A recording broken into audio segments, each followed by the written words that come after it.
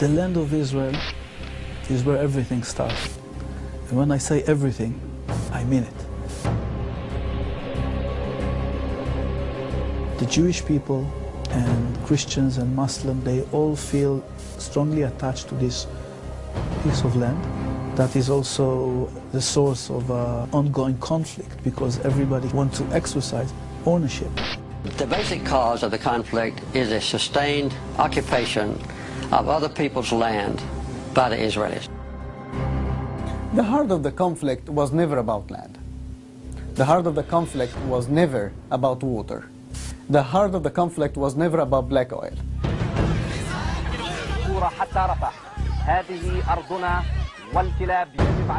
The conflict is not about borders. If it were about borders, it would have been solved a long time ago because the Palestinian Authority has been offered up to 97% of the land in the West Bank in exchange for peace, and it has turned it down.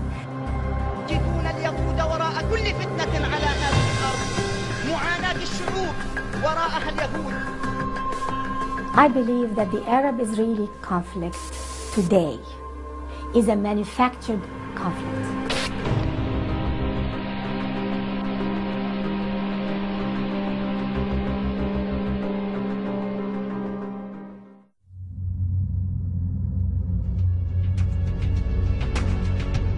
We meet at a time of great tension. America's strong bonds with Israel are well known. This bond is unbreakable. It is also undeniable that the Palestinian people, Muslims and Christians, has suffered in pursuit of a homeland. For more than 60 years, they've endured the pain of dislocation.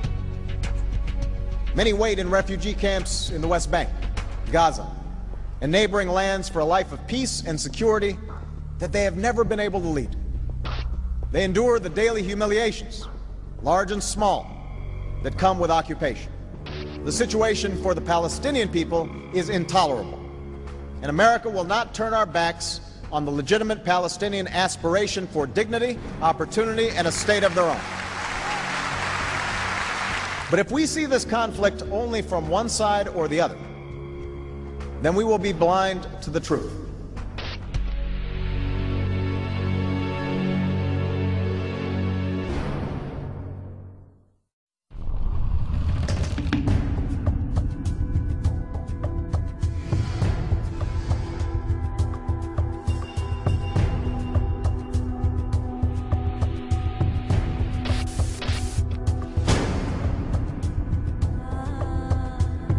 A short while ago, Israeli IDF ground forces entered the Gaza Strip in order to remove the terrorist threat from the Hamas organization.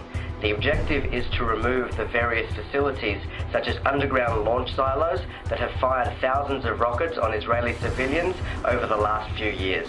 Our enemy is not the Palestinian people. We will do the utmost to make sure that we do not hurt or injure anyone who is not a part of the Hamas terrorist organization.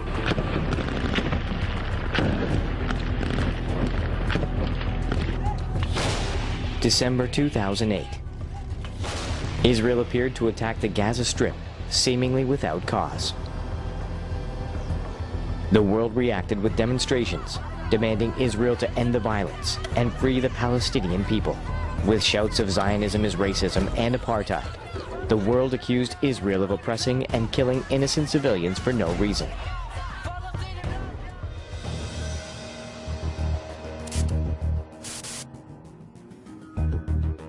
We evacuated every last inch of the Gaza Strip. We uprooted tens of settlements and evicted thousands of Israelis from their home. And in response, we received a hail of missiles on our cities, towns, and children. The claim that territorial withdrawals will bring peace with the Palestinians, or at least advance peace, has until now not stood the test of reality. That stupid idea that we can exchange land for peace, I don't understand that. What does that mean? That means that for them, what's important is land, and for us it's peace. It means that after we exchange and they got the land, then they don't need anything more and we still need the peace. Who do we do it with if they have the land? So, I mean, peace for peace I can understand. Land for peace, what is this? If there was ever a question about whether land for peace was an issue, it was proved very clearly in 2005 when Israel withdrew completely from the Gaza Strip.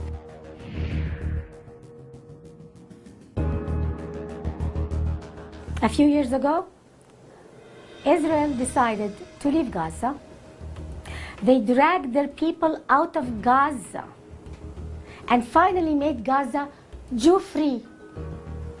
So the Arabs would live without looking at one Jew. And what happened? Was Israel thanked for leaving the Gaza Strip? No. What happened was Hamas came in, every infrastructure that was there, including greenhouses, including the agricultural industry that existed, was destroyed just because it had been Israeli.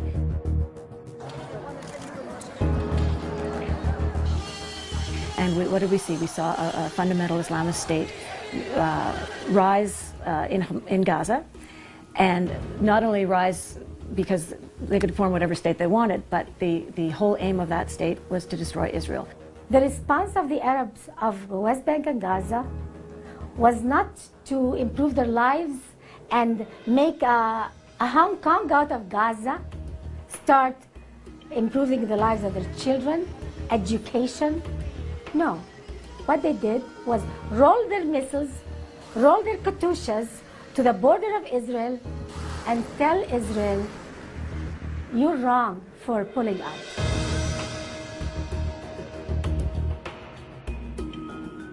As soon as Israel left Gaza, the rockets started firing towards Sderot and towards Israel. So obviously they gave the land and they've never seen the peace.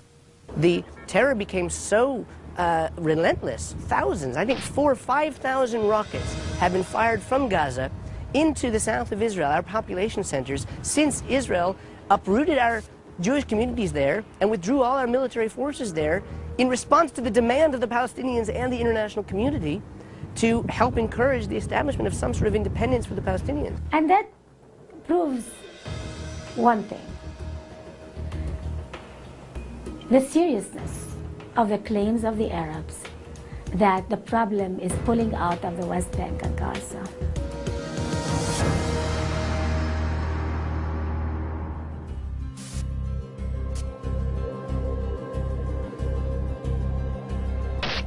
In 1947, when the United Nations proposed the partition plan of a Jewish state and an Arab state, the entire Arab world rejected the resolution, whereas the Jewish community, by contrast, welcomed it by dancing and rejoicing. The Arabs rejected any Jewish state in any borders. Those who think that the continued enmity towards Israel is a product of our presence in Judea, Samaria, and Gaza is confusing cause and consequence. After World War I, the victorious Allies began breaking up the defeated nations. The former Ottoman Empire was to be divided up, the region of Palestine for the Jews and Mesopotamia for the Arab nations. However, because of a growing resentment towards a Jewish presence in the area, things began to change. In 1922, Great Britain unilaterally, on its own accord, without international sanction, broke off 70% of what was the Palestine mandate given to them to promote close Jewish settlement, the creation of a national home for the Jewish people in Palestine. They broke off 70% of that territory, the eastern half on the other side of the Jordan River, to create a protectorate they called Transjordan. Anti-Semitism around the globe was increasing, and the Middle East was no different. By the end of the Second World War, Transjordan would become the Kingdom of Jordan, an Arab state. Yet the world was still open to the idea of a Jewish homeland. In 1947, the United Nations, at a time when colonial empires all over the world in the wake of World War II were crumbling, recognized that the Jewish people had a deep, enduring, historic right to this land, Eretz Yisrael, the land of Israel. However, because of intense opposition from the Arab nations, the UN sought to appease them by altering the partition plan further. In 1947, that partition plan suggested, let's take that western part of Palestine and let's divide it.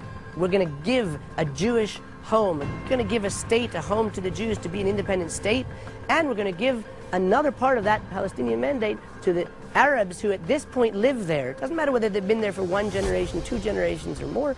They hadn't been there for much more than that, the vast majority of them, but they deserve also some autonomy, independence, what have you. Let's divide it into 2 states. That's what was in vogue then.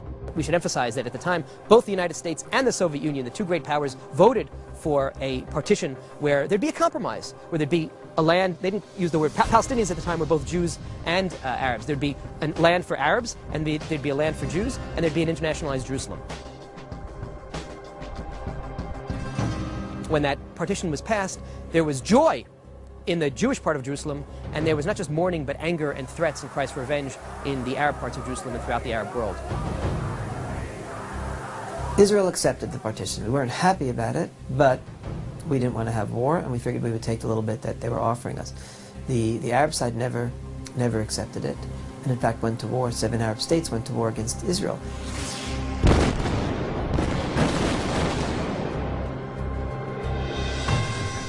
The Israel exists today and is recognized today not because of the UN decision, but because the world recognized our Declaration of Independence.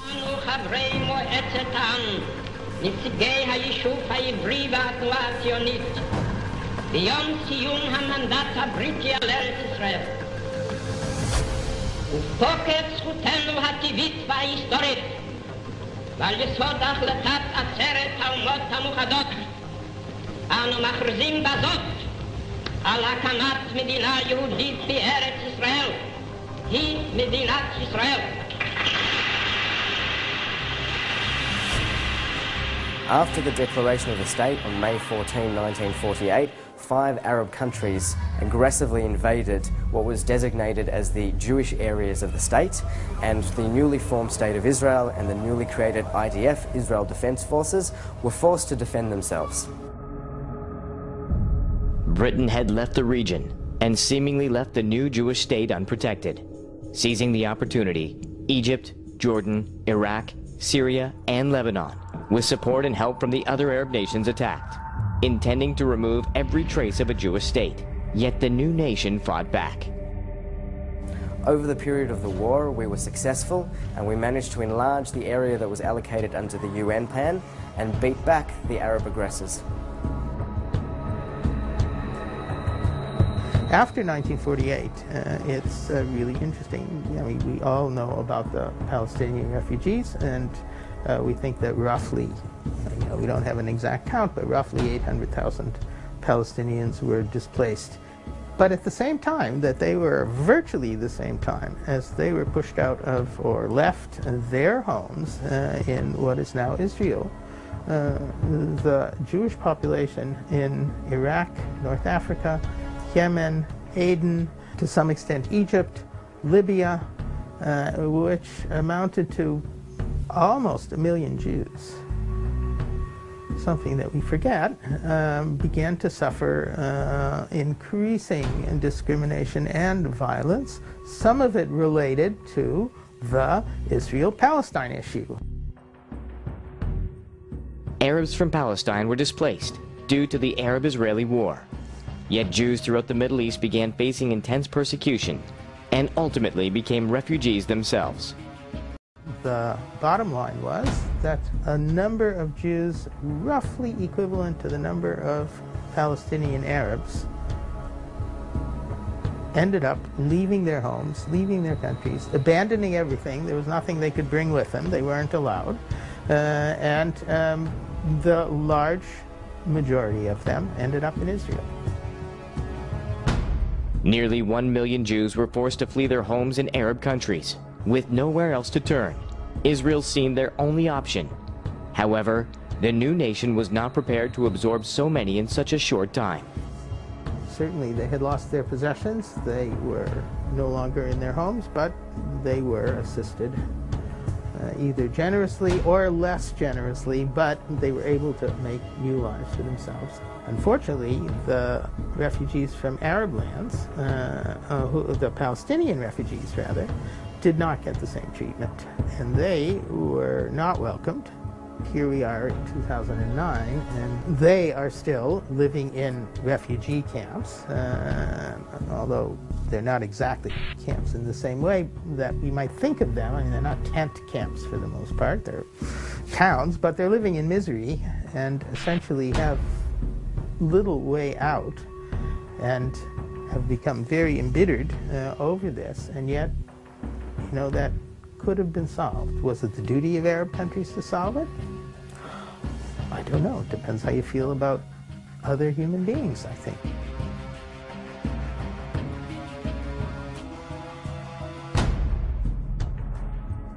Arab League policy is to keep the Arabs of the West Bank and Gaza in a permanent refugee status. This is the Arab League policy. If a Palestinian lives in Cairo or in Syria, in Damascus, they never get the Egyptian nationality or the Syrian nationality or whatever Arab country nationality. Why is that?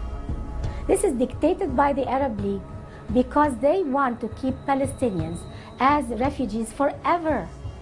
So a Palestinian could be born and live and die in Egypt or Syria and never get the Egyptian nationality or the Syrian nationality. I wouldn't say it was a cultural thing, and I just don't think so. I mean, I think it really was a political issue, and I think that you know, they were a convenient tool. It's a whip with which to beat Israel, and they continue to be that. This proves that the Arab world doesn't want to solve the refugee problem, because if the refugee problem is solved, there is no problem.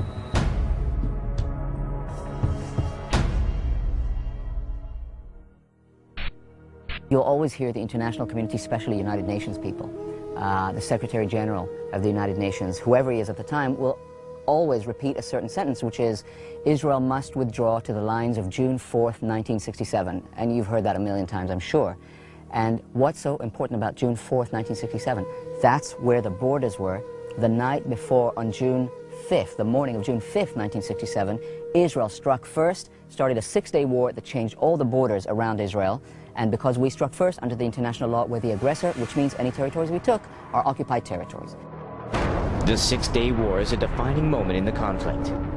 The Arab world was growing increasingly impatient with the Jewish presence in what was supposed to be Arab Islamic land. Hate-filled rhetoric filled the airwaves of the Middle East, even during the 1950s and 60s. During this time, no voice was louder than that of Egyptian President Gamal Abdel Nasser.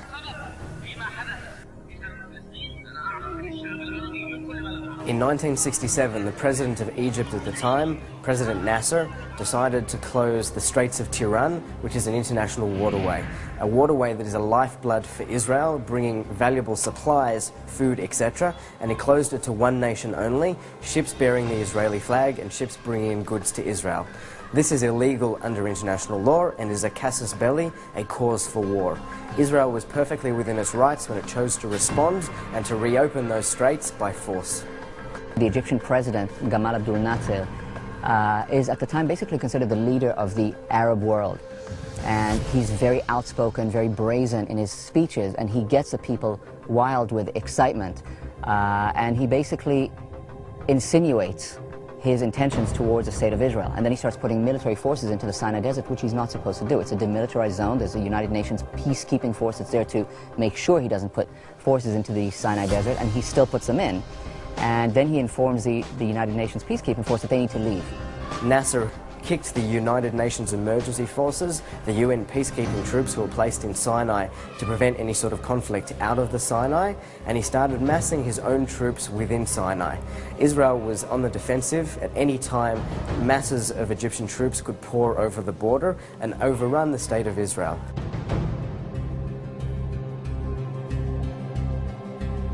Things looked very bad. Tensions were high. The joke in Israel at the time was, guys, the last one out of here, make sure you switch out the lights. They really didn't think that they'd make it.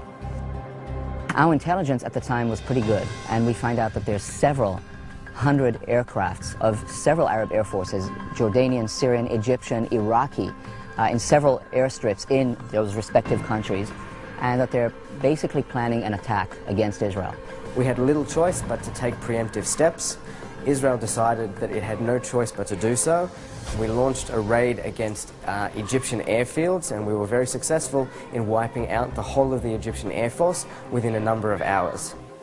In one massive preemptive raid, Israel destroyed the Arab air forces under the command of Egypt, giving Israel air superiority. However, Egypt was not the only one planning on attacking the Jewish nation. Syria and Jordan were also working with Egypt and had been preparing to invade as well. Israel had gone to great pains to make clear to the Jordanians that we have no intentions of fighting them. Remember, the Jordanians are in control of what we call today Judea, Samaria, the Jordan Valley, and East Jerusalem, including the old city of Jerusalem, which is obviously very important to the Israelis and the Jews worldwide, because that's where the Temple Mount is, that's where the Western Wall is. And Israel had sent message after message to the Jordanians, don't fight. We're not interested in fighting with you. It's a matter of clear, established historical fact that Israel, in the first days of the war with Egypt, sent a message to Jordan saying, we don't want war with you. We are not attacking you. We have a concern with Egypt that's closed off the Straits of Tiran. We have to deal with that. But if you don't attack us, we are not going to attack you. And the Jordanians...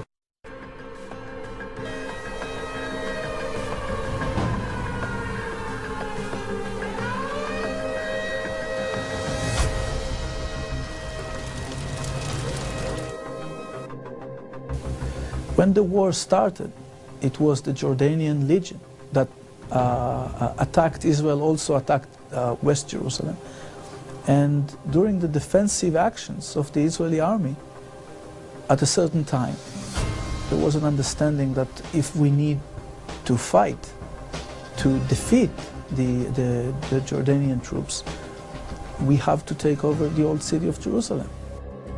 With Egypt in the south, Jordan in the east, and Syria in the north, Israel was fighting on 3 fronts. This was the plan of the Arab nations, in which they expected to wipe out Israel in a matter of hours.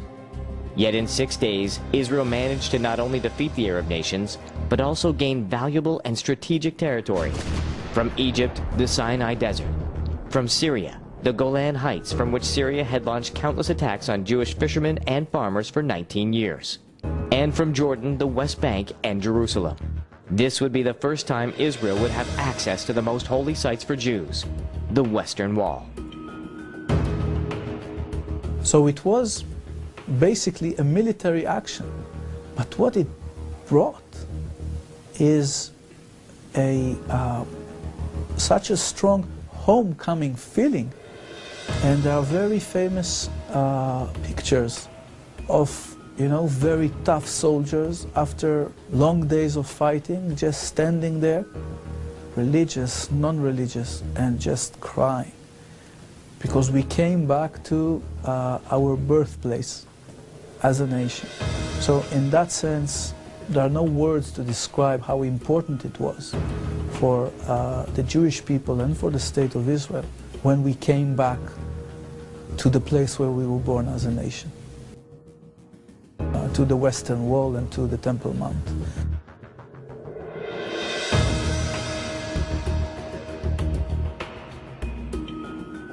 With the defeat of the Egyptians, Jordanians, and Syrians, Israel had now gained control of a much larger territory and much larger problems. With the retreat of Egypt and Jordan, Israel was now responsible for both the Gaza Strip and the West Bank. The Six-Day War is a complicated war from many perspectives. From an international law perspective, it seems to me clear enough that the Egyptians closed the Straits of Tiran, which is an act of war against Israel. And if Israel was the first to start bombing, it was responding to another act of war.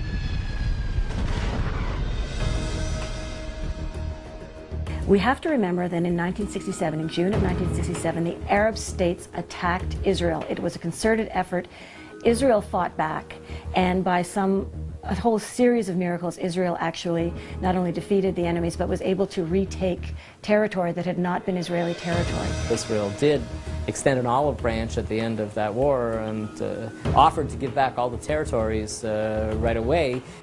In fact, Israel would reach a peace deal with Egypt, returning the Sinai Desert.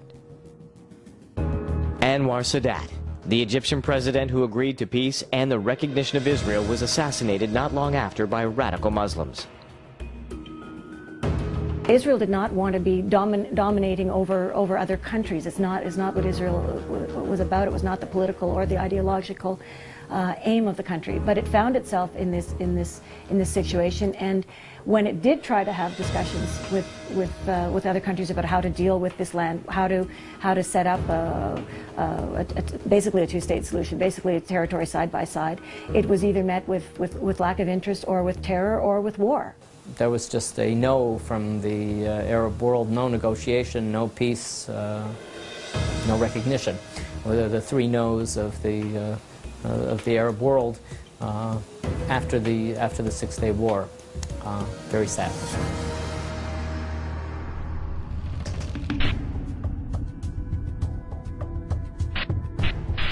All of the settlements are illegal under international law. That Israel has over 200 settlements on Palestinian territory, all fortified. That Israel has over 500 checkpoints in Palestine, where the Palestinians can't move from one place to another. Those are occupied Palestinian territories.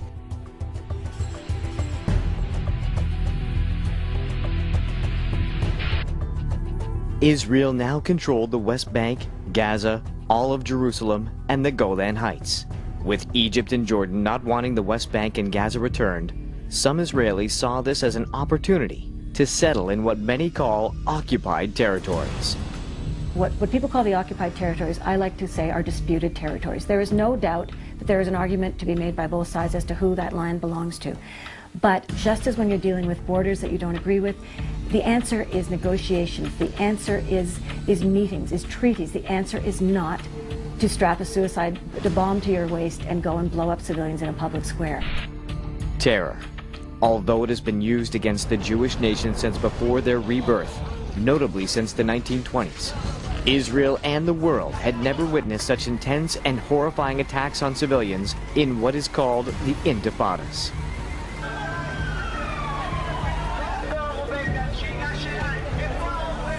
In 2000, not far from here, the Second Intifada began, which was a violent uprising against Israel by Palestinians, which primarily used the tool of suicide bombings.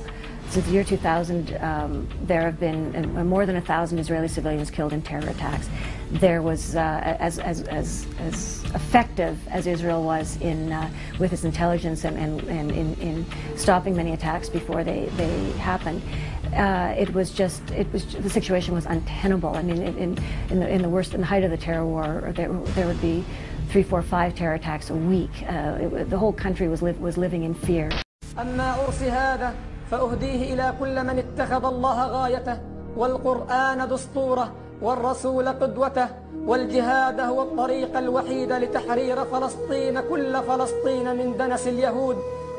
أمي الغالية يا من صهرتي من أجل راحتي، ها أنا اليوم أضحي بنفسي لكي أشفع لك يا حبيبتي ويا مهجتي، كفكفي دموعك لا تحزني، فوالله لقد نلت أقصى ما كنت أتمنى. In the absence of any cessation of the kind of incitement that we see and the kind of hatred, Israel had to take a practical solution, which was, if the terrorists can't get into the country, they can't blow up innocent civilians. Israel's response to the waves of attacks against their people was to build the controversial barrier between them and the terrorists. There's a wall being built, completely surrounding Gaza, completely surrounding Bethlehem and other substantial sized cities, deeply intruding into Palestinian territory and encompassing more and more land for the Israelis to take away from Palestine. The security fence has one purpose and one purpose only, and that's to stop terror attacks. And in that it has been very, very successful. The attempts that we have had now have been in the areas where the security fence has not yet been completed, and it simply saves lives.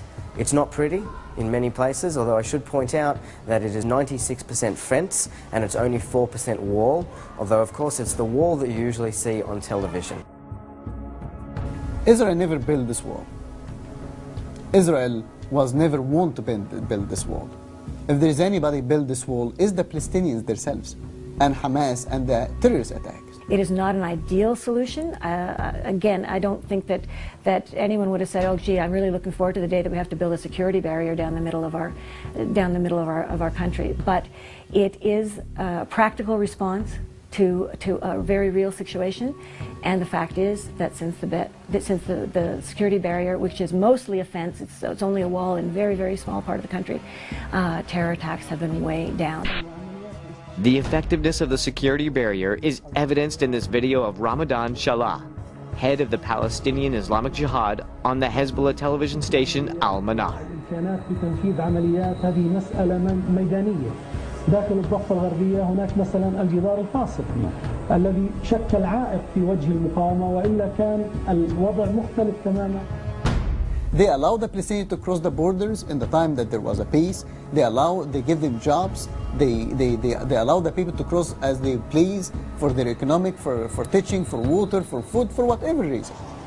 But when you keep attacking Israel and you keep killing the civilians and the children and women in the buses and in restaurants and in the coffee shops, what do you want from Israel as a state to do to protect themselves? They need to put this wall for security. But does Israel build this wall? Is the Palestinians, terrorists and the extremists and the Hamas leadership.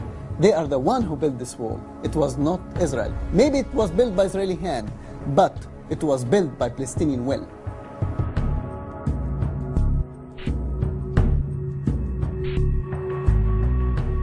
The word apartheid is exactly accurate. You know, this is an area that's occupied by two powers. They're now completely separated. The Palestinians can't even ride on the same roads that the Israelis have created or built in Palestinian territory. The Israelis never see a Palestinian except their Israeli soldiers. The Palestinians never see an Israeli except at a distance, except the Israeli soldiers. So within Palestinian territory, they're absolutely and totally separated, much worse than they were in South Africa, by the way. And the other thing is, the other definition of apartheid is one side dominates the other, and the Israelis completely dominate the life of the Palestinian people. The canard that Israel's security barrier is somehow, the term used, batted around as apartheid wall, as if apartheid, under which millions of black South Africans suffered, a real regime denying them fundamental human rights and civil rights, as if there's any kind of way that you can look at Israel as a democracy which gives full rights to its Arab, Muslim, Christian and other minorities in its country, and which has encouraged more freedoms to the Palestinians under our jurisdiction since 1967, freedom of the press, freedom of religion, women's rights. The idea that this epithet, apartheid, has any application to Israel, whether Israel proper and our Muslim and Arab minority and or our treatment of the Palestinians, it's preposterous. Let's be intellectually honest in our use of language. Apartheid was one thing. You want to argue with me as to whether or not building the security barrier was the correct policy response by Israel to the scourge of terror attacks? You want to say to me that you think it was unjustified or that it's not effective? You can say that. Reasonable people can disagree. I will argue that it's actually the most effective and the policy which causes the least damage to the Palestinian population than any other policy. But to suggest that Israel's policies and the terrorists are imperialist or colonialist or racist, or to use terms like apartheid or collective punishment, that it's just not justified based on the facts on the ground.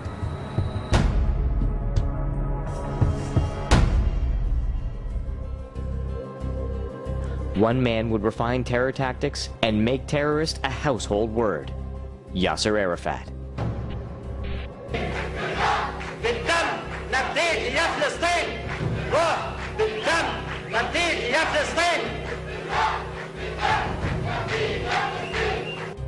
فمعا وسويا وجنبا إلى جنب حتى القدس حتى القدس حتى القدس حتى القدس حتى القدس حتى القدس حتى القدس حتى القدس القدس. Before Arafat came along, there was a generation of Palestinians who knew what it was like to live side by side with Israel in peace.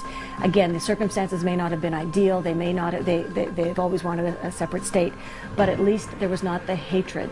There was more of a sense of cooperation. What Arafat began was a real culture of hate in which an entire generation has been brainwashed to believe that Israel has no right to exist, that all of Israel is Palestinian land, and more importantly for the young people, that their goal should be to be martyrs, shaheeds for Allah.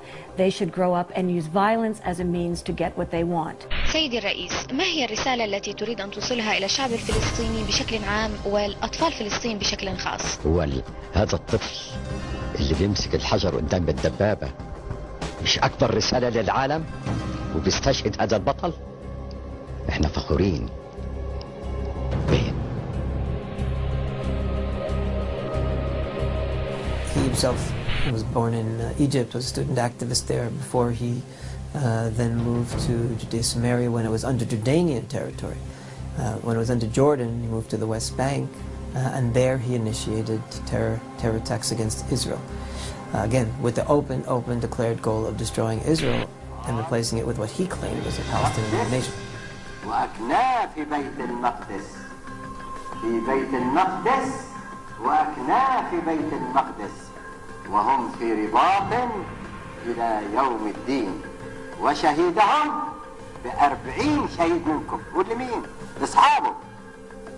قول لهم شهيدهم هذول ب40 شهيد منكم. هذه هي المنة التي منها الله عليكم يا أشبال يا زهرات فلسطين. أنتم الأمل، أنتم فعلا زي ما قال أخي قبل قليل إن شبلا من أشبالنا وزهرة من زهراتنا سيرفعان عاجلا أم آجلا. The total destruction of the Jewish state of Israel was the goal of Arafat and all who followed him. The indoctrination of hate and incitement of violence fueled his movement known as the PLO, known now today as the Fatah. Nani Darwish knows too well the circumstances surrounding the conflict, having lived in Gaza as a little girl, before her father, an Egyptian army commander, was assassinated by Israel, and later replaced by Yasser Arafat. He was installed a couple of years after my father died in Gaza, and he was installed to start the jihad against Israel by the Arab world. He became a partner with all the Arab leaders. He was the puppet of the Arab world. He was not making policy. He was taking orders from 22 Arab countries who made him a hero of jihad. One of Arafat's more sinister and effective strategies was to claim the name Palestinian and re-educate his people to believe that the Jews had never existed in the land.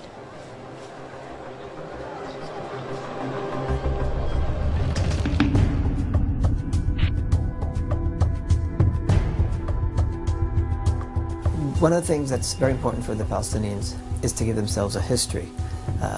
The Jewish history in the land of Israel is well known for thousands of years, and it's completely documented for thousands of years. Arabs only arrived in the region in the 7th century, and Palestinians, as is the Arabs who are in Judea and Samaria today, are really very, very recent arrivals. A century ago, the country had essentially a few 100,000 Arabs.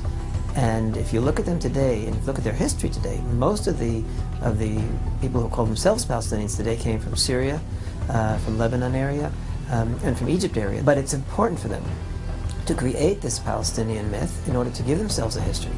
And the way they do this is they take all of Jewish history and they put academics, professors on television who say that wasn't really Jewish history, it was really Muslim and Arab history. لا علاقة بيهود اليوم بكل ادعاءاتهم بيهود الأمس القدامى. أما بالنسبة لبني إسرائيل أو بنو إسرائيل فهم أيضا قبائل عربية وقبائل عربية من الأقحاح العرب. والله يصدقني إنه في دمي من السامية من بني إسرائيل والعبريين القدامى أجدادنا. You have, for example, the chairman of the Palestinian Public Library who says that the Hebrews of the Bible were Arabs and the Hebrews of the Bible were Muslims. And therefore, what he's done is he erases Jewish connection to the land and he turns the whole history of the Bible into Arab and therefore Palestinian history. It's, of course, ridiculous from any academic or any historical perspective, but they have been doing this over and over and over again, pretending that they have a few thousand-year-old history in the land by stealing Jewish history and claiming it's their own. As Arab children, for example, I was told, just like all Arab children, that Jerusalem is a Muslim city and foreigners, Jews are foreigners who came and occupied it. They never told us that to the Jews, Jerusalem is like Mecca to the Muslims. To the Christians, Bethlehem and Jerusalem is like Mecca and Medina to the Muslims. And this is a fact that unfortunately many Arabs don't want to accept. They want to deny the Jewish people of their holy land.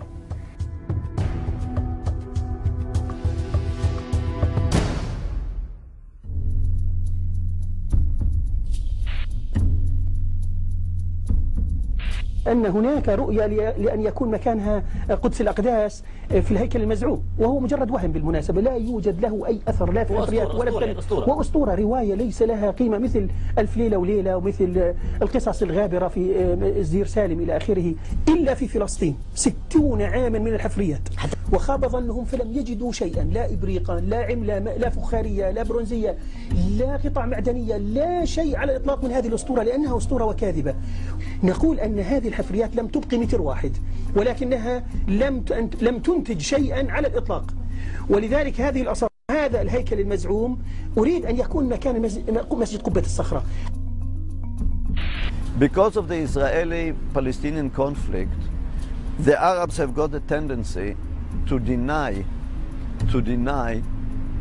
the fact that Israel was there. أنا أعرف أن لها فيها مقدسات إسلامية ومسيحية. يعني على الأقل فيها نظرة. لا أعرف أن فيها مقدسات يهودية.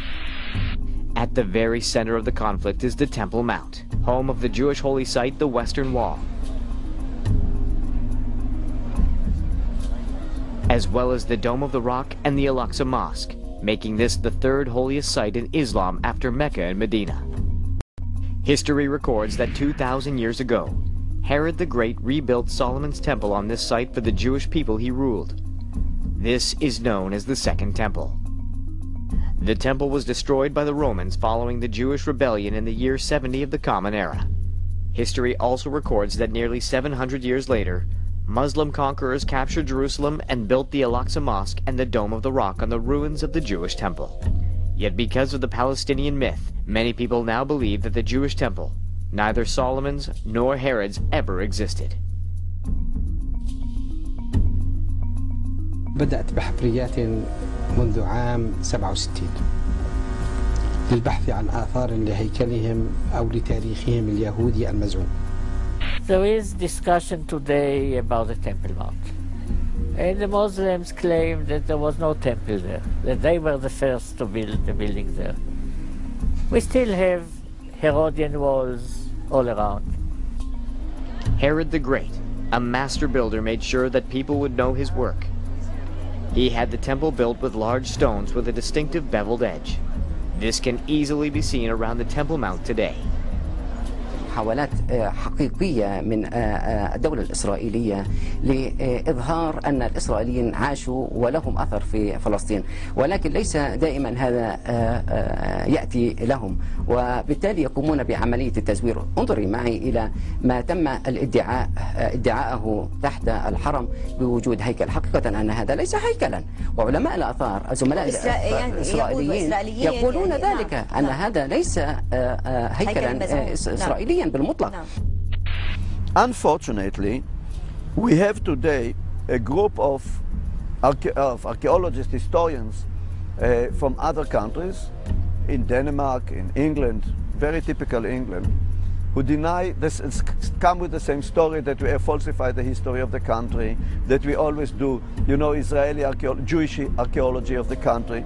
What can I do if the Muslims came only in the 7th century? And for them the country was not central, so they did not build much.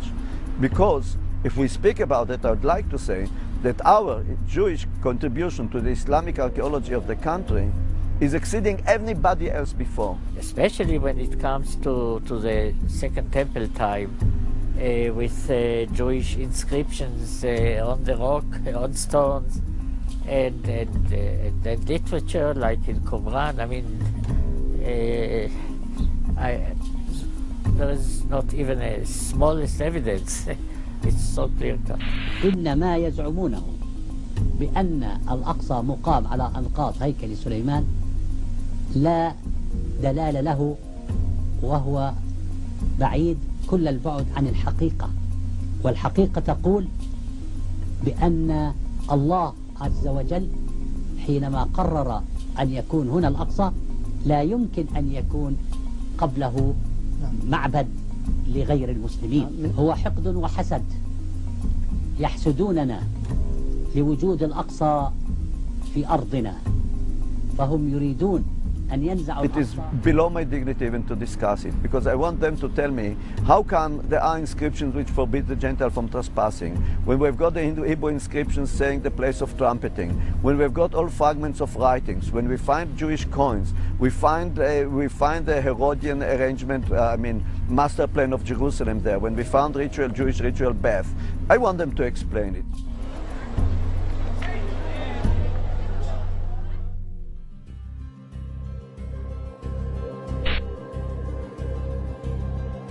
Way back in biblical times, the Jews who lived in the land of Israel and who called the place where they lived Canaan, before the Jews arrived there 3,000 years ago, or a little more than 3,000 years ago. And it seems that for a while some people continued to call it Canaan, even after the Jewish arrival, and other people called it the land of Israel. However, there was a pretender to control of the land of Israel, the Philistines, a sea people who had come from Europe and had settled near the area of Gaza right now, in like the city of Gaza, which is a source of some problems for the modern state of Israel. The Jews living in the land of Israel almost 3,000 years ago had problems with the sea people who called themselves the Philistines, and wars went on between the Philistines and the Israelites for a number of centuries. The common historical explanation is that when the Romans became so angry about the behavior of the Judeans who kept rebelling against their control, the Romans ruled much of the known world and had little tolerance for rebellions. The Jews grew tired of Romans and fiercely resented Roman control and influence, especially when it affected their religion. After the Second Jewish Rebellion led by Bar Kokhba, the Emperor Hadrian decided that removing Jews from their land, physically and spiritually, was the best way to avoid future rebellions, and at the same time completely humiliate them. Renaming the land Philistia, or Palestina, after their ancient dreaded foes from the Old Testament, the Philistines, was to further shame the Jewish survivors and remove any trace of their claim to the land. There weren't any Philistines alive in the 2nd century when the Romans started calling it Palestine, but they just did not want to recognize. It's the first action of non-recognition of the Jewish connection to the land of Israel, was the attachment of the name Palestine to the land. Now, as the years went on, people started forgetting about what the origin of that name Palestine was, and it became a name for that geographical unit. For 1,800 years, the world's Palestinians were Jews, acknowledged by everyone. This we're talking about from 125 of the Common Era, after the name of Israel was changed to Palestine by the Romans with the goal of cutting off the Jewish identity of the land. They went and they named it Palestine. But the Palestinians from then on were the Jews. For example, you have dozens and dozens of posters from the Jewish posters, Zionist posters, all referring to themselves as Palestinians. This is in the pre-State of Israel era. And Arabs weren't defining themselves as Palestinians. You've got the Palestine Post, which is now the Jerusalem Post. You had the Palestine Patas organization. You had the Palestine Bank. These were all Zionist, Jewish, Palestinian institutions. And it was only when we became a state in 1948 and dropped our name Palestinians that you then had the great identity theft.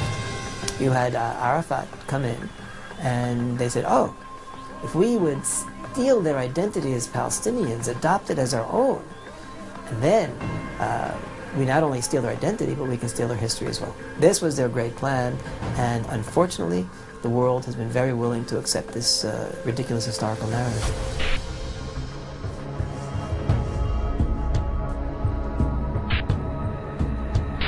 إذا أردنا أن نتكلم عن اليهود في القرآن الكريم، يعني قال عنهم ذلك بأنهم لا يفقهون ولا يعقلون ولا يعلمون وينقضون العهود وما شابه ذلك.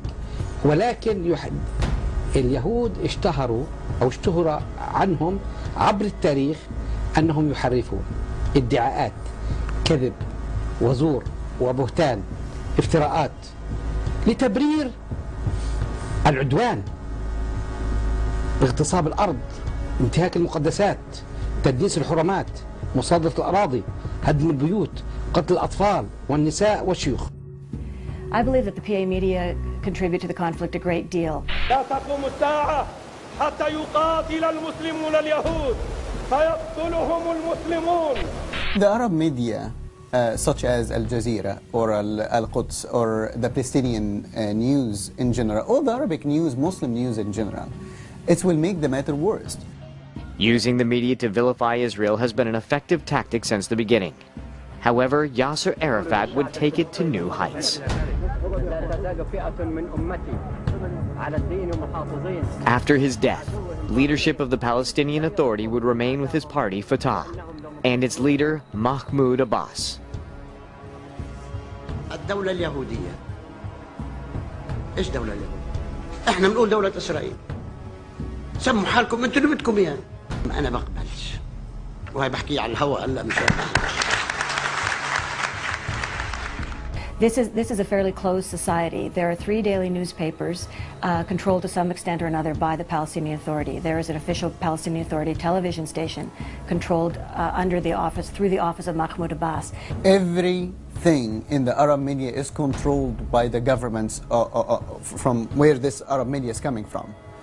Everything is controlled by the government, controlled by the authority, and nothing will be said in this news, in this Arabic news, without the approval of their governments. القرآن المكي بطبيعته لم يتعرض للحديث عن اليهود إلا ما ندر، فنجد صورة بأكملها، صورة مكية بأكملها تحمل اسم يعني اليهود أو بني إسرائيل. هذا أمر غريب، والأغرب منه أنها جاءت تتكلم عن اليهود ليس يهود بني قينقاع وبني النضير ويهود بني قريظة وخيبر، وإنما جاءت تتكلم عن يهود هذا العصر، يهود هذا القرن، وليست بأية لغة، إنما بلغة إعلان الفناء، بلغة حفر القبر، بلغة يعني لاحظ أن سورة الإسراء حكمت بالفناء على اليهود قبل أن يكون يهودي واحد على هذه الأرض.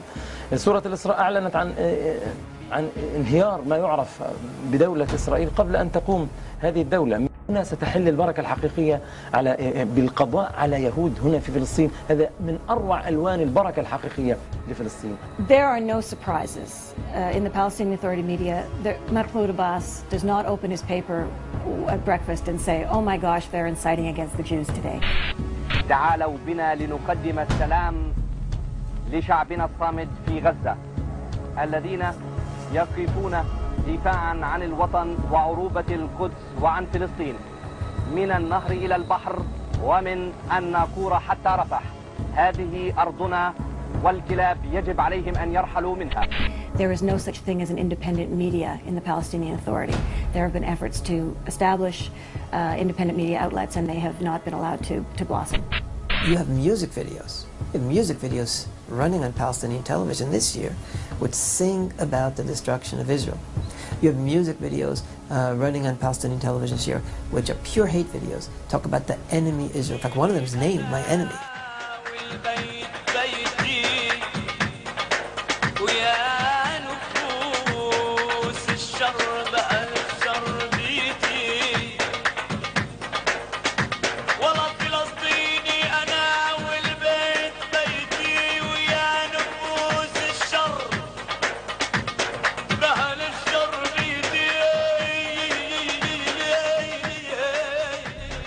The whole thing is talking about Israel as a snake coiled around the land, and this one probably was on 200-300 times this year on Palestinian television. And this is all during a period when supposedly we're in the peace process. This is all post-Annapolis. Supposedly Abbas has said, okay, we accept Israel's right, and yet they're singing about the conquering of Israel, and they name every city.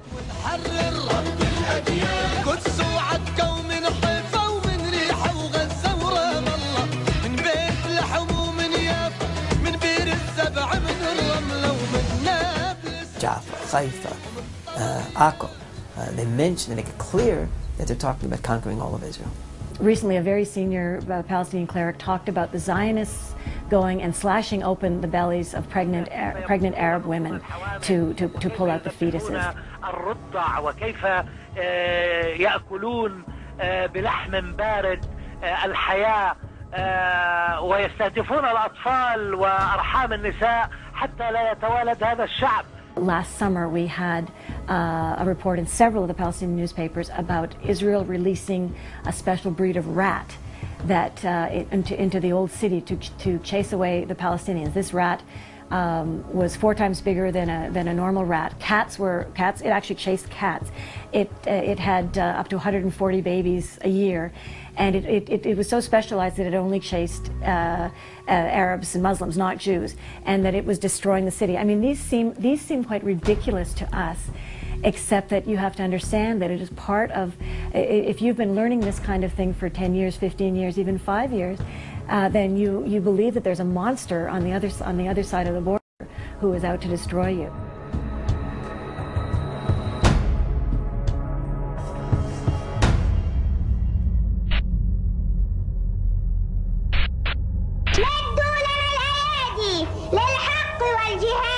لعمرك إني أرى مصرعي ولكني أسرع إليه الخطى لعمرك هذا ممات الرجال ومن رام موت الفداء فدا فكيف اصطباري لكيد اليهود. قم نفديك يا شهيد.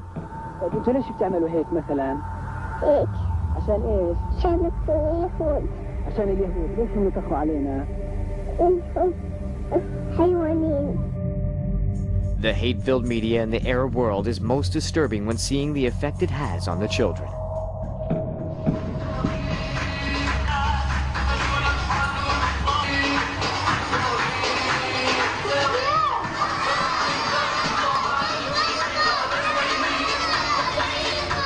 These children are poisoned. They are given no choice. They're given no choice to accept Israel as a neighbor. They're taught that their religion, that Islam, demands the destruction of Israel. And this, by the way, in their school books as well. Palestinian school books define the conflict with Israel not only as nationalistic, but as a ribat. They say, you must destroy Israel for Islam because Israel is on Islamic land. And therefore you have a religious imperative, and the school books say that this ribat, this war against Israel, will continue until resurrection. Not until there's a peace treaty, not until there's negotiations. This is an eternal war for the destruction of Israel. This is the message that children are being brought up on. باسم الشهداء، باسم الأسرى، باسم الحجر والبندقية، باسم الفتح مدرسة علمتنا معاني الوطنية، باسم فلسطين، حيفا وعكا ويافا وقدسنا العربية، باسم فلسطين غزة والضفة وعلم يجسد الوحدة الوطنية. الفتح بندقية. Teaching of hate of Jews is not only happening in the Gaza and the West Bank. Today it's happening in Iran. There are thousands of Iranian children now learning textbooks about hating Jews, wanting to destroy Israel. Ahmadinejad is teaching Iranian little children the same things that I was taught in Gaza as a child. This is not just an Arab problem, this is a Muslim world problem. By all means, the people in the street, the media, the school systems, even the school books in Egypt, even now, today, in 2009, condemning Israel and attacking Israel, and to be honest with you, I believe it's a brainwash. وبالتالي كان تفكيرهم فقط هو انهم يطلعوا للخارج ويرموا حجر على الجندي الاسرائيلي وانهم يحصلوا على الشهاده، يعني تفكيرهم كان امنيتهم اصبحت انهم يتمنوا يحصلوا على الشهاده في المقام الاول عندهم. فمفهوم الشهاده له انتماء لوطنه من ناحيه عقيده دينيه، عم بضحي من أجل وطنه في سبيل أنه الحصول على الشهادة والوصول للجنة وملاقاة ربه. وهذا أحسن شيء إحنا عم بنربي كمان أطفالنا للمحافظة على الوطن والانتماء للوطن والوصول للشهادة.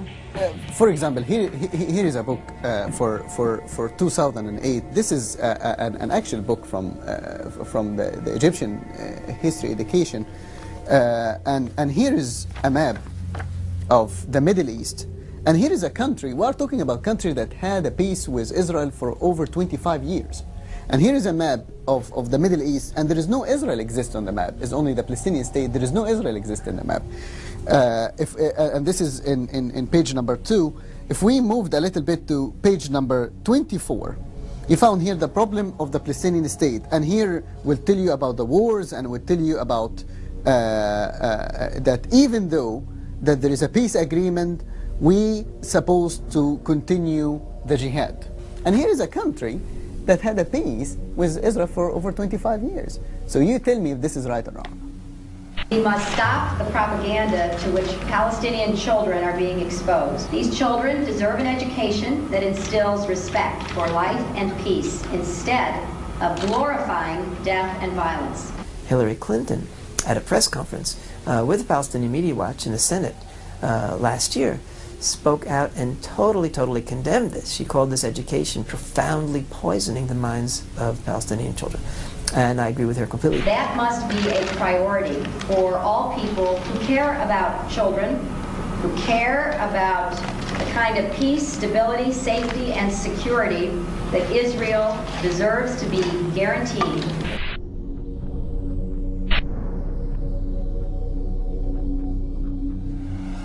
قبل أن تموت إسرائيل لابد من الذل والخزي لإسرائيل. إحنا قبل ما يموتوا إن شاء الله كل يوم سيرون خزيا وذلا. Hamas is definitely a terrorist organization. If you read the Hamas charter, it is very specifically dedicated to the destruction of Israel, to the belief that all of what we know as Israel and the Palestinian territories, that it is all Islamic waqf, which is Islamic trust. It cannot be divided by man. It cannot be negotiated. إن أرض فلسطين المسلمة وحدة واحدة لا تتجزأ فلا فرق بين حيفا ونابلس واللد ورام الله والقدس والناصرة وغزة وعسقلان وأن أرض فلسطين أرض وقفية تعود رقبتها لمنفعة المسلمين عامة في مشارق الأرض ومغاربها وليس لأحد حق التصرف أو التنازل أو التفريط بها ومن يفعل ذلك فقد خان الأمانة وما هو إلا شقي طريد ومأواه جهنم. So there's no such thing for Hamas as 1967 borders, 1948 borders, because it all belongs to God. Men are only safeguarding it, the caretakers, and it must all belong to, it must all be under the rule of Islam. إسرائيل اليوم تعيش وسط الحدود العربية المسلمة ولكنها سرطان يريد أن يسيطر على العالم. تأتي اللحظة بإذن الله التي يتبر فيها ملكهم ويباد فيها أبناؤهم حتى لا يبقى يهودي ولا صهيوني على وجه هذه الأرض. Hamas will do whatever it takes to destroy Israel, annihilate Israel. They will make deals with the devil. They will make deals with Iran. They will make deals with the Muslim Brotherhood. We should never accept Hamas as a legitimate, official, respectable government. They are terrorists, and not only that, they want to destroy Israel and replace it with an Islamist state.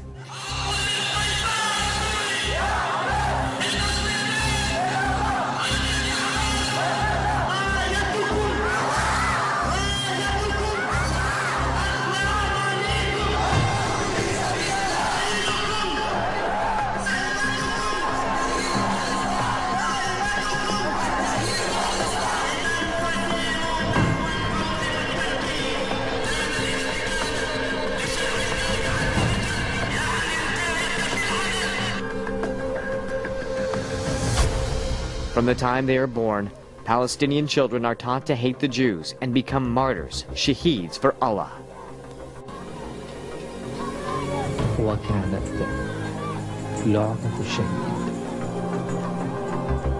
They think that they are hurting the enemy with the constant jihad, the hate speech, and the violence, and training their kids to become suicide bombers. والحمد لله رب العالمين برفع راسي وإلي الفخر والاعتزاز اللي ابني شهيد ومش شهيد ابني بس كلهم أولادي كل الشهداء أولادي والحمد لله إلي الفخر والاعتزاز أولادي كلهم السبعة أنا مقدماهم للقدس فدا القدس فدا القدس فدا القدس. I believe that this is hurting Arab culture and Muslim culture even more than they're hurting Israel. كبدت في شعوري وانا احمل ابن الجنه واقدم حاجه في سبيل الله والله يما انه اعزني وضمر علي هذا لانه يعني بشر انه رب تعود علي شويه اني قدمت شيء لسبيله. فشعب الجهاد والتضحيات لا يأبه بالعطايا التي إن أخذها فإنما يأخذ حقه بل وجزءا يسيرا من حقه. والله جميعا لنصنع الدنيا بأسرها صوت ربنا والمردنا بصوت واحد.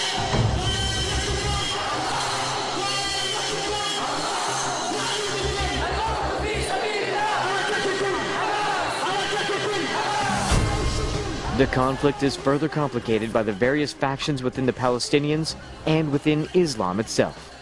In 2007, the Hamas violently overthrew the Fatah in the Gaza Strip, believing that Arafat's replacement, Mahmoud Abbas, and the Fatah party had grown too weak to continue jihad against the Jews.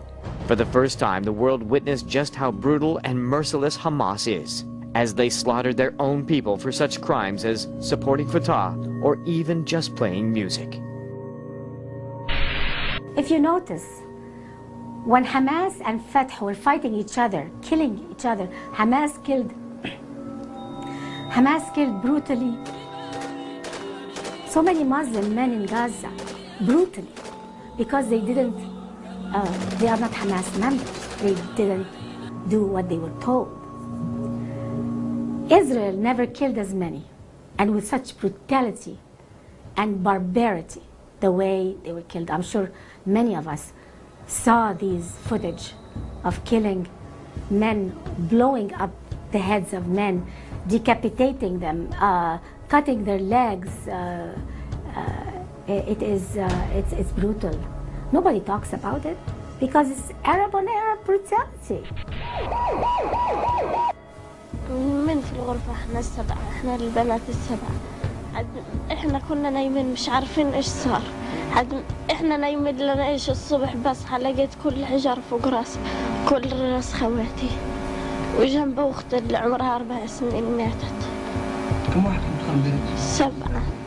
وفي الغرفة الثانية امي وابويا واخويا الصغير واختي الثانية اللي عمرها 13 يوم لسه لها. بقول حماس هي السبب اصلا في كل الحقوق. حماس هذه.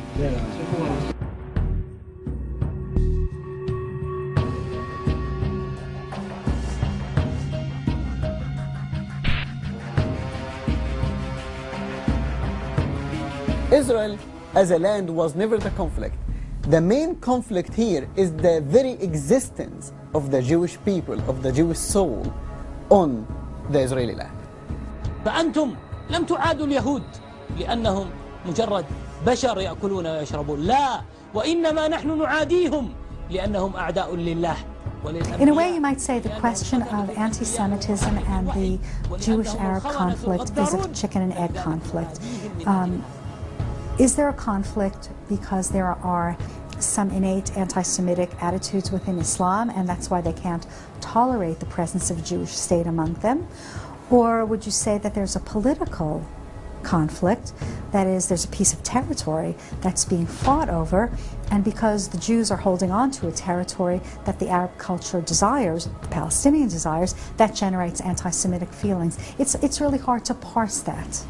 right? It's really the classic chicken and egg conflict, but certainly the net result is that the argument gets framed in anti-Semitic terms. كننه بجدات طفيلية في البحر تأكل نوع من الحلزون ثم تسكن في الصدفة. لن نسمح لأحد أن يسكن أصدافنا. فلسطين بلادنا واليهود كلابنا. فلسطين بلادنا واليهود كلابنا.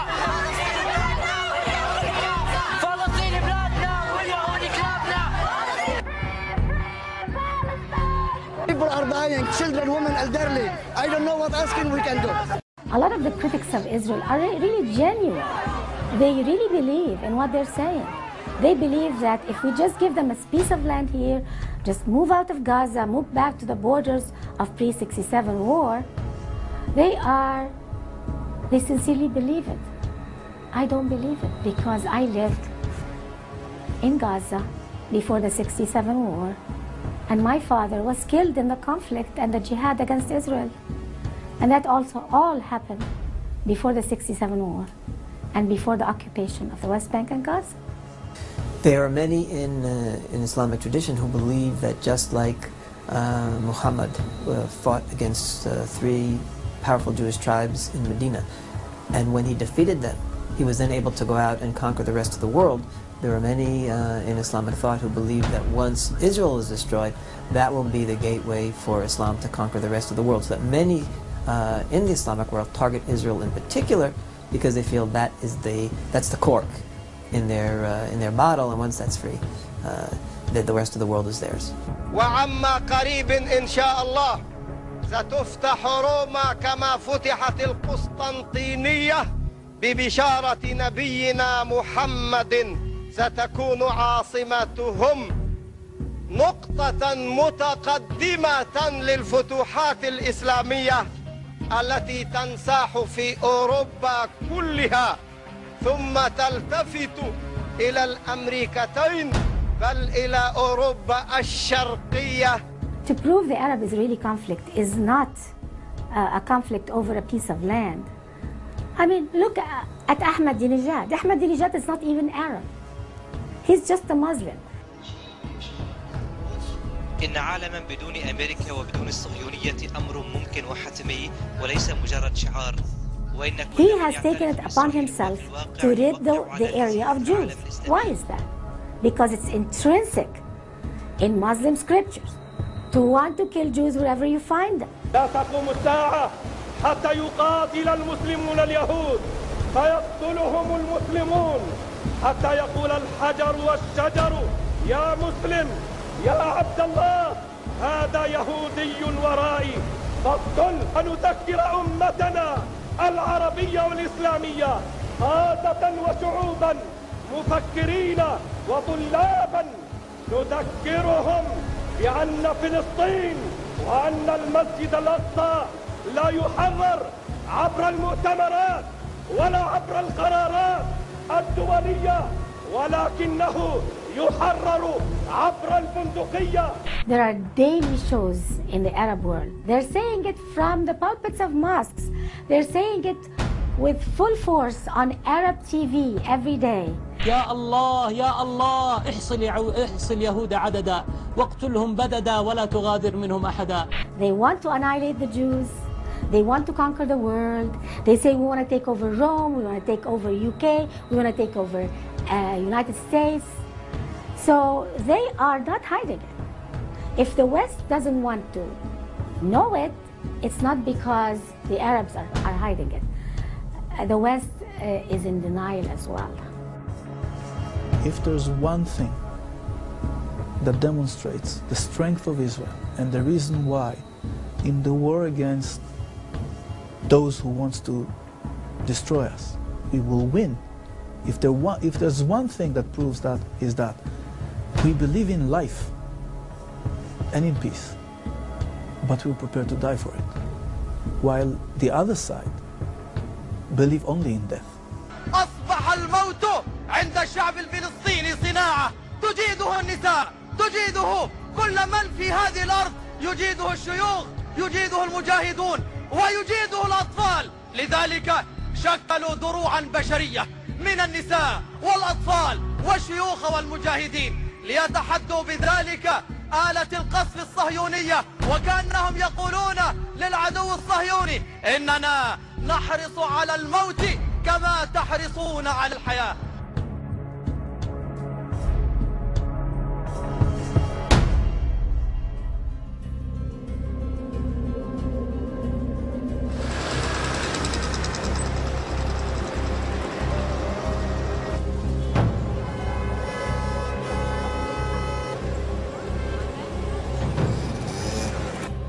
You need to understand that in our media, in our teaching, you know, they present them, they eat children and they drink their blood, the Palestinian children, they kill children. And when I walked in the street, I found them a human being. I did not find them angels. I did not find them evil. I just found them a human being. All they want and all their dreams is just to exist, is just to live in peace with their neighbors. They just want to go to coffee shop, they want to go to work, they want to live, they want to love. But the reality and the fact here is that their dreams become a nightmare. It's actually become worse than the nightmare. Because you can wake up from nightmare, but you cannot wake up from a sea of enemy who want to finish you.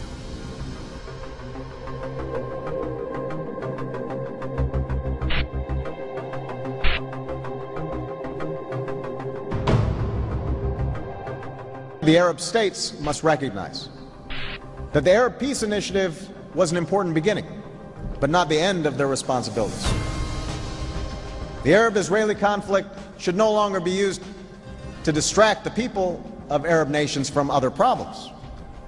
Instead, it must be a cause for action to help the Palestinian people develop the institutions that will sustain their state, to recognize Israel's legitimacy, and to choose progress over a self-defeating focus on the past.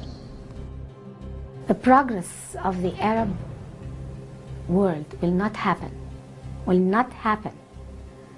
until the Arab-Israeli conflict is over. We care about having peace in the future, but we know that we can never have peace with a Palestinian generation that's brought up believing that they have to destroy Israel. The way Islam is taught today, the way the Arab world media is behaving today, and the way mosques are operating today, it's almost impossible to reach peace between Arabs and Jews. That doesn't mean I don't have hope. The only way we will have peace is if we eliminate those impediments to peace. Now, there is no greater impediment to peace than teaching Palestinian children that they have to destroy Israel because God wants it. There is no greater impediment to peace than showing Palestinian children tanks killing them, helicopters killing them, all contrived, all made up, because those children grew up with a passionate hatred of Israel. I think the thing we need to focus on, and that is essential before any kind of final peace deal, before even an interim peace deal, we need to focus on peace education replacing hate education. I'm speaking because I love my people. Arab kids don't need jihad, they need jobs. Arab kids don't need hatred, they need hope. They need education. They need to look at other people of different religions as an opportunity to learn something from others, not an opportunity to kill others. If you want to compete with Israel, you can do it. Compete in the educational field, in the innovation field. Let's not compete with the Jews in the killing fields. Everyone who's serious about peace understands that unless the Palestinians change the way their people are being taught and brought up, there is no chance for peace in the next generation. We're not saying don't negotiate. We're not saying the Palestinians are not entitled to land. We're not saying they're not entitled to a state. We're saying that the first step is peace education, because only with peace education will we have peace. If Muslims are really sincere about peace with the Jews, they must make a fatwa by the top leaders of Islam, whether it's in Saudi Arabia, in Egypt, in Iran, in all the Muslim world. They must issue a fatwa saying that any reference to killing Jews or calling them apes and pigs does not apply today to the Jews of today. It only applies to the 7th century. If that fatwa is issued, the Arab-Israeli conflict will be solved. In all the Muslim world, they must issue a fatwa saying that any reference to killing Jews or calling them apes and pigs does not apply today to the Jews of today. It only applies to the 7th century. If that fatwa is issued, the Arab-Israeli conflict will be solved. And I say to the Palestinians this evening, we want to live with you in peace as good neighbors. We want our children and your children to never again experience war, that parents, wives, husbands, brothers and sisters will never again know the agony of losing a loved one in battle, that our children will be able to dream of a brighter future and realize that dream, that together we will invest our energies in plowshares and pruning hooks, not swords and spears.